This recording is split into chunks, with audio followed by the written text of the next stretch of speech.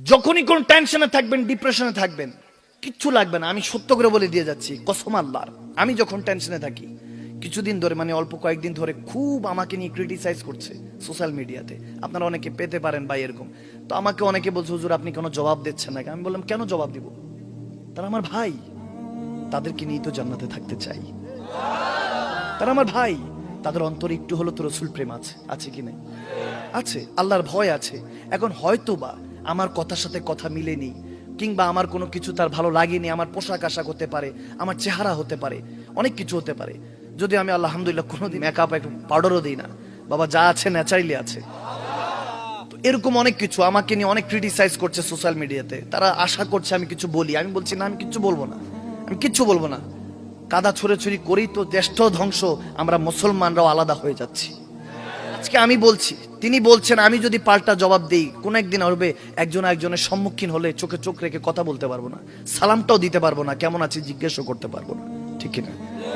আমরা যদি একজন একজনকে এভাবে নেগলেক্ট করি, পচাতে থাকি, ক্রিটিসাইজ করি, একজন একজনকে যদি গীবত করতে থাকি। এখন দেখুন, ভুলের ঊর্ধ্বে কোনো মানুষ নয়, ভুল হতে পারে।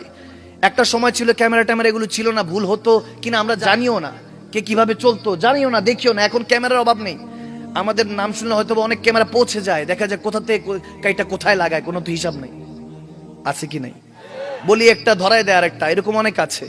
এখন আবার আমাদেরও ভুল হতে পারে। আমি কথা বলছি, একটা চিন্তাধারা নিয়ে কথা বলছি, হঠাৎ করে আয়াতে কারিমা, হাদিসে মোবারকা এদিক থেকে ওদিক হতে পারে কি পারে না? এটাকে স্লিপ অফ টাং বলে, অর্থাৎ মুখ ফসকে বের হয়ে যায়। দেখা যায় গালি দিতে চায় না অনেকে, নিয়ে দাড়ির মধ্যে থাকে, অনেক সময় মুখ দিয়ে গালি বেরেও তো হয়ে যায়, আছে কি নাই? 5 ওয়াক্ত নামাজ পড়ে খেলা দেখতেছে, খেলার মধ্যে যদি গোল না হয়, থুত আওয়াজ দেয় কিনা, এমন ভাবে রিয়াকশন দেয়, মনে হয় যেন ফুটবলটা তিনি খেলছে। এরকম আছে কি নাই? আছে, হয়ে যায়, বাই মিস্টেক হয়ে যায়। এই জন্য কাউকে কোনো সময় ছোট করা যাবে। আমি বলেছি, আমাকে ছোট করুক, যেনারা আমাকে ছোট করছে, ক্রিটিসাইজ করছে, করুক। তেনারা করছে, কিছুদিন পরে আস্তে চুপ হয়ে যাবে, তেনারা করতে থাকুক, কিন্তু আমি করব না। এবং আমাকে যারা ভালোবাসে, আমি মাকদুম সালমা দানিকে আল্লাহ রাসূলের সন্তুষ্টির জন্য, আমাকে, আমি গুনাহগারকে যারা ভালোবাসে, তাদেরকে বলেছি কখনোই কোনো নেগলেক্ট, কোনো ক্রিটিসাইজ করা যাবে না অন্য ভাইকে, কারণ তারা আমাদের মুসলমান ভাই। তাদেরকে নিয়ে ইমাম হাসান হুসাইনের সাথে জান্নাতে থাকতে চাই, ঠিক না মুসলমান? আমি বলে দিয়েছি। তো অনেক সময় ডিপ্রেশন, টেনশন চলে আসে মাথার মধ্যে, তখন কি করবেন? যে সবাই আমাকে নিয়ে ছোট করছে, কিংবা আমার দলটা হেরে যাচ্ছে, কিংবা আমার মা বাবা অসুস্থ, কিংবা কেউ কেউ আছে মা নেই, ইন্তেকাল হয়ে গিয়েছে, কেউ কেউ আছে বাবা নেই, ইন্তেকাল হয়ে গিয়েছে। আমি মনে করি যাদের মা বাবা আছে তাদের মতো সুখী আর দুনিয়াতে কেউ নেই। সুবহানাল্লাহ বলবেন না? তাদের মতো দুনিয়াতে সুখী নেই। যার অন্তত একজন আছে, প্যারেন্টস, মা আছে, তার মতো তো আরো সুখী কেউ নেই।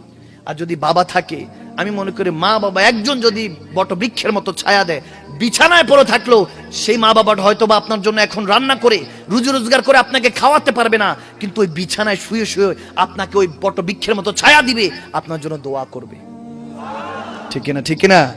দোয়া করবে, মা বাবার খেদমত। আমি বলি, যদি ডিপ্রেশনে থাকেন, টেনশনে থাকেন, কিচ্ছু লাগবে না, মা বাবার কদমে গিয়ে একটা চুমু খান, দেখবেন জান্নাতের চৌখাটের চুমু খাওয়ার সাথে আল্লাহ টেনশনটা দূর করে দিবে। আরো জোরে বলবেন না সুবহানাল্লাহ?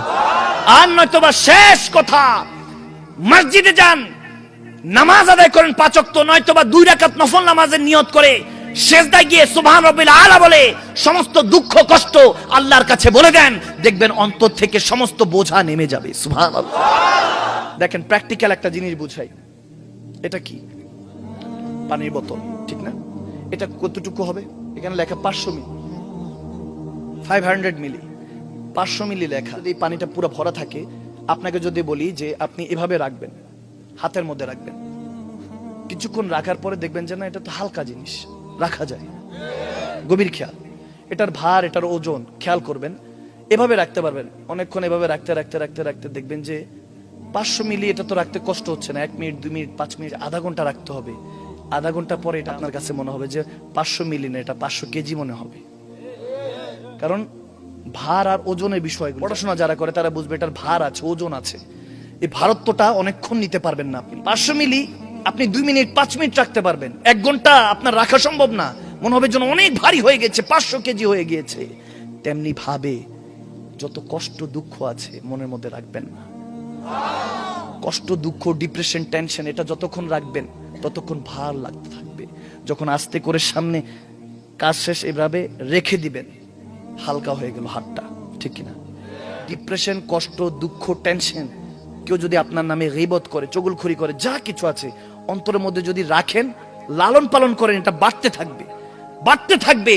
এমনকি এমন হতে পারে আপনার রাগ চলে আসতে পারে, আপনি ক্রিটিসাইজ করতে পারেন, গালিগালাজ করতে পারেন, কিন্তু সেটা যদি আপনি ইগনোর করেন, আপনি যদি ভুলে যান, দেখবেন যে অন্তরটার মধ্যে প্রশান্তি চলে আসতেছে। সুবহানাল্লাহ, আরো জোরে বলবেন না সুবহানাল্লাহ?